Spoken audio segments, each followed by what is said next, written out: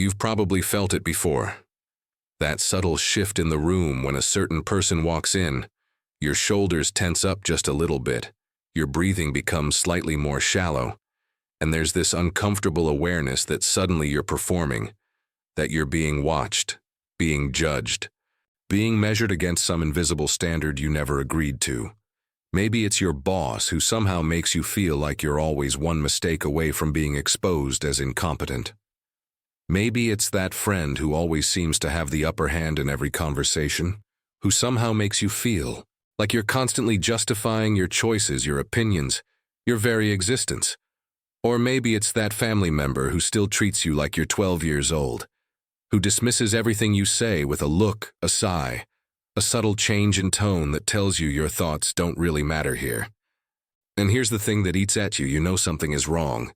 You can feel your power draining away whenever you're around these people. You notice how you start talking faster, how your voice goes up half an octave, how you begin sentences with, "I'm sorry," or "I might be wrong, but," or "this might." You sound stupid. You watch yourself shrink in real time and you hate it, but you don't know how to stop it. Because they're not doing anything obvious, nothing you could point to and say that's manipulation, that's disrespect. It's all so subtle, so deniable, so wrapped up in plausible deniability that if you called it out, you'd look like the crazy one, the sensitive one, the one who can't take a joke. So you stay silent. You smile when you don't want to smile.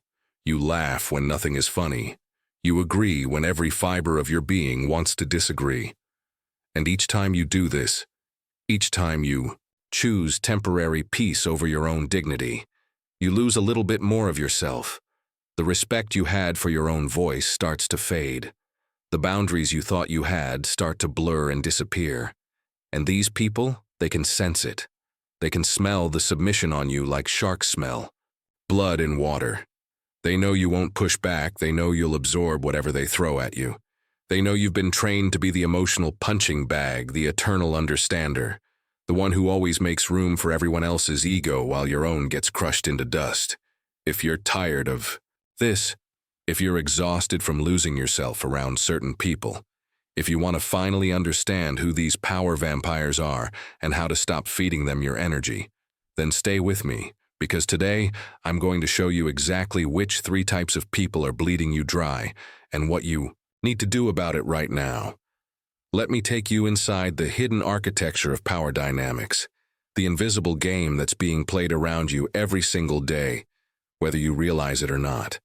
See, most people move through life believing that respect is something you earn through kindness, through competence, through being a good person. And while those things matter in some contexts, they mean absolutely nothing in the realm of raw power dynamics. In this realm, the realm that actually governs most of your social interactions, whether you admit it or not, there are only 2 positions: the one who controls the frame and the one who lives inside someone else's frame. Niccolò Machiavelli understood this 500 years ago when he wrote The Prince. He knew that the world wasn't divided into good people and bad people. It was divided into those who understand power and those who get crushed by those who do. Robert Greene built on this in the 48 Laws of Power, showing us that every human interaction is a subtle negotiation of dominance and submission, of who sets the terms and who accepts them.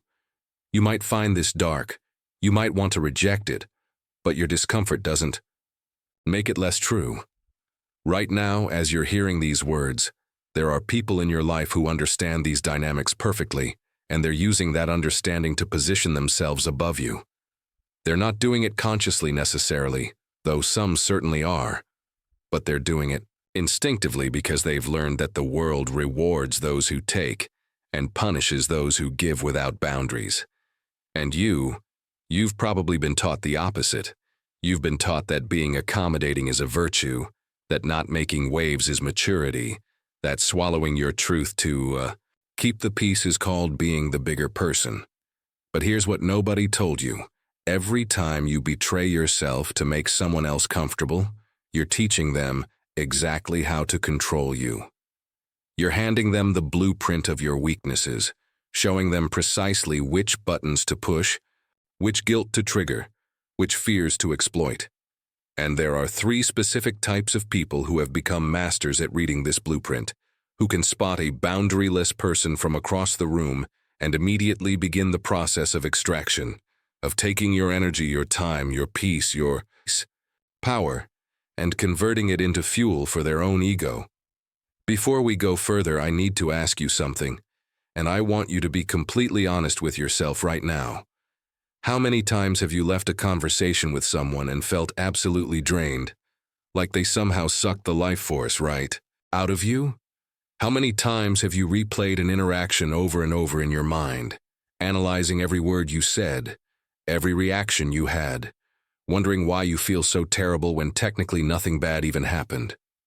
If you know exactly what I'm talking about, if you've spent hours or even days recovering from a 15-minute conversation with certain people, I want you to do something for me right now. Go down to the comments section and write these exact words, "I know this feeling." That's it, just "I know this feeling." Don't explain if you don't want to. Don't give details if it's too personal. Just let those 4 words be your acknowledgement that you're not crazy, that what you're experiencing is real, that this drain you feel isn't in your imagination. Because here's what happens when you do this, when you put it into words. When you see hundreds of other people writing the same thing, you start to understand that this isn't a personal failing. This isn't you being too sensitive or too weak. This is a pattern, a system, a dynamic that exists and that can be understood. And most importantly, that can be changed. So go ahead, write it down. I know this feeling. And let that be the first step in taking your power back. Because what I'm about to show you next is going to make everything click into place, and you're going to see these 3 types of people so clearly that you'll wonder how you never noticed them before.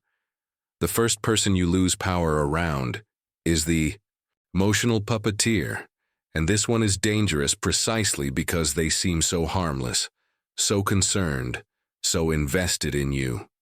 This is the person who has mastered the art of making you responsible for their emotional state, without ever explicitly saying so. They sigh heavily when you make choices they don't agree with. They get quiet and withdrawn when you set a boundary. They make comments like, "I guess I just care too much," or "I'm probably just being silly, but I thought we were closer than this." And every single one of these moves is designed to do one thing, to make you feel guilty for having your own separate existence. The emotional puppeteer operates through what psychologists call covert contracts. Unspoken agreements that you never consented to, but are somehow expected to honor. They've decided that because they think about you, worry about you, care about you, you owe them access. Compliance, emotional management. And the truly insidious part is that they've convinced themselves they're the victim in this dynamic. In their mind, they're the ones being hurt by your selfishness, your distance, your inability to appreciate how much they do for you. Let me give you a concrete example so you can see this in action. You tell the emotional puppeteer that you can't make it to their event because you have other plans. A person with healthy boundaries would say, "Okay, no problem, maybe next time." But the puppeteer, they pause just a little too long. Then they say, "Oh, okay, no. That's fine, I understand." But their tone tells you it's not fine, nothing is fine, and you've just committed some terrible betrayal. Maybe they follow up with, "I just thought this was important to you," or "I guess I know where I stand now." And just like that, you're on defense. You're explaining why. Your plans matter. You're justifying your choices. You're trying to make them feel better about a decision that had nothing to do with them. You're managing their emotions instead of standing firm in your own reality. And this is how they win. This is how they maintain control, not through overt aggression, but through making you feel like a bad person every time you prioritize yourself. Now here's the power move you need to understand. The emotional puppeteer only has power over you as long as you accept responsibility for their feelings. The moment you stop trying to fix their emotional reactions, the moment you can sit comfortably in their discomfort without rushing to soothe it, you break the spell. When they sigh and say, "I guess I just care too much," you don't reassure them. You don't explain yourself. You simply say, "I understand you feel that way." And then you continue doing exactly what you were going to do.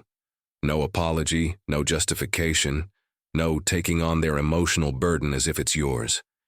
This will feel cruel at first. Your whole nervous system will scream at you to fix it, to smooth it over, to restore the harmony. But that discomfort you feel is actually the sound of your conditioning breaking. It's the death rattle of a pattern that has been controlling you for years. Let it die. The second person you lose power around is the intellectual dominator, and this one is particularly painful if you value intelligence and articulation. The intellectual dominator has learned to weaponize knowledge, expertise, and verbal agility to position themselves as perpetually superior to you. They don't just disagree with you, they make you feel stupid for having thought your opinion in the first place. When you share an idea, they respond with "well, actually," and then proceed to explain something you already know or cite some obscure study that supposedly proves you wrong. When you express a feeling, they intellectualize it, dissect it, explain to you why you're feeling it, and why it's not quite rational. They speak in absolute certainties. They reference thinkers and theories you may or may not be familiar with. And they do all of this with a tone that suggests they're educating you, helping you, saving you from your own ignorance. And here's the trap. If you're someone who values growth and learning, you might actually convince yourself that this is good for you, that being challenged is healthy, that having your ideas picked apart is helping you think more clearly.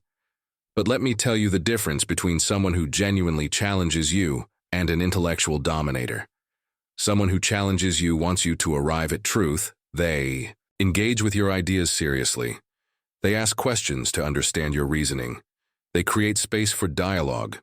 The intellectual dominator doesn't want dialogue. They want monologue with you as the captive audience. They're not interested in what you think. They're interested in demonstrating that they think better than you. Watch what happens when you actually agree with them, or when you acknowledge a good point they made. Do they then turn the conversation toward genuine exploration? Or do they immediately find the next thing to correct, the next gap in your knowledge to expose, the next way to remind you of the hierarchy where they sit above? The intellectual dominator is driven by a deep insecurity, a terror that if they're not the smartest person in the room, they're nothing. So they've built an entire identity around being right, being sharp, being the one who sees what others miss. And you, by engaging with them on their terms, by trying to prove yourself in their intellectual arena, you're feeding this dynamic. You're confirming that their metric of value, intelligence as dominance, is the metric that matters. Here's the counter move, and it's going to feel uncomfortable because it goes against everything you've been taught about how to handle smart people. Stop engaging with their intellectual posturing. When they launch into their well-actually routine, you don't defend your position. You don't try to outcite them. You don't get into a knowledge competition you're not interested in winning. Instead, you simply say that's an interesting perspective. And then you either change the subject or you exit the conversation. You rob them of the one thing they need from you, your participation in the game. Because here's the secret. The intellectual dominator has no power without an opponent. If you refuse to fight on their battlefield, if you refuse to accept that conversation is combat and ideas are weapons, they have nowhere to land their blows. They'll try to bait you back in. They'll accuse you of being anti-intellectual or not caring about truth, but you hold firm. You know the difference between real intellectual discourse and ego-driven performance, and you're no longer available for the latter. The third person you lose power around is the martyr. And this is perhaps the most emotionally exhausting of all three, because the martyr has weaponized self-sacrifice. This is the person who does things for you that you never asked for, then holds those things over your head forever. They've helped you move. They've listened to you vent. They've been there for you. And now, implicitly or explicitly, you owe them. The martyr operates from a position of perpetual victimhood. They're always doing too much, always being taken advantage of, always giving more than they receive. And the truly maddening part is that when you try to address this, when you say you don't have to do all this, or I didn't ask you to help with that, They act like you're being cruel, like you're rejecting their love, like you're the selfish one for not appreciating their sacrifice. Let me be very clear about what's happening here because it's subtle and it's manipulative, and it's designed to keep you in a perpetual state of guilt and obligation. The martyr is not actually sacrificing for you, they're investing in you. Every favor, every act of service, every late-night conversation is a deposit in the bank of debt, and they fully expect a return on that investment. But here's the thing they'll never tell you. The terms of repayment are never clear. The interest rate keeps changing, and you can never pay it off completely. You can reciprocate their help, you can be there for them, you can express gratitude, but it will never be enough because the debt isn't real. It's a fiction they've created to maintain leverage over you. The martyr needs you to owe them because being owed gives them power, gives them moral superiority, gives them the right to call on you whenever they need to feel important. And if you ever try to break free, if you start setting boundaries or pulling back, they'll remind you of everything they've done. They'll create a ledger of their sacrifices and show you how unbalanced the scales are, how you've taken and taken while they've given and given. And if you're someone with a conscience, someone who values fairness, this will destroy you. You'll second-guess yourself. You'll wonder if maybe they're right. Maybe you are selfish. Maybe you haven't appreciated them enough. But here's what you need to understand. Genuine generosity doesn't create debt. When someone gives to you from a place of authentic care, they don't keep score. They don't remind you of what they've done. They don't use their kindness as a weapon when you displease them. The martyr's generosity is transactional. It's strategic. It's a form of control disguised as love. So how do you handle the martyr without becoming the villain in their narrative? You stop accepting their unsolicited sacrifices.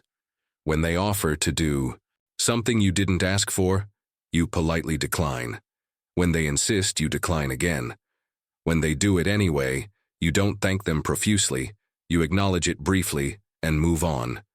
You refuse to participate in the economy of guilt they're trying to establish. And yes, they will be hurt. Yes, they will feel rejected. Yes, they will likely tell others about how cold you've become, how you don't appreciate anything. Let them, because your freedom from manipulation is worth more than their approval.